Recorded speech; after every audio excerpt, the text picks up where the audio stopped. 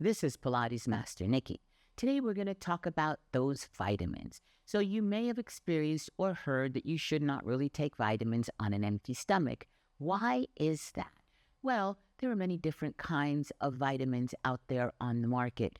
Most vitamins, the less expensive ones, are chemically derived and compounded in a laboratory from a scoop of this powder and a scoop of that powder, and they throw it all together, and then they say it has so much vitamin B or D or the mega doses of D that everyone is taking nowadays, and it's just gone off the rails.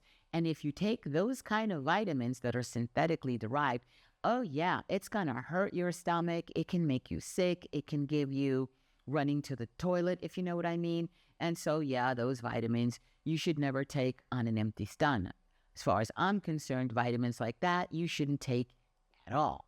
The better vitamins, the ones that are made and derived from whole food sources. So they will use the vitamins that are in, let's say, broccoli or kale or spirulina, and they will, or the rind of a lemon or the rind of an orange, just to give you a couple examples. And they will use those whole food sources and then compound them into a whole food sourced vitamin that then is blended, usually the better ones, with some prebiotics and some probiotics, so that your body recognizes that supplement as food source.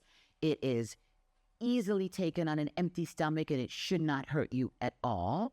It is more highly absorbed and readily available by the body because it's recognized as food. So the body's like, oh yeah, I know that. That's my old friend broccoli. And your body can break it down and assimilate it. And you do not need these mega doses because your body will not absorb mega doses of anything taken orally like that on a synthetic basis. So I always use whole food sourced vitamins. For instance, let's just look at fish oil. Fish oil, they take fish byproducts after they've squished up the fish and used fish for all kinds of stuff, the skin and the bones. They mix that with chemicals, and then they extract fish oil. Oh, yeah. And they use all kinds of stuff. Some stuff is even like hexane, which is a solvent.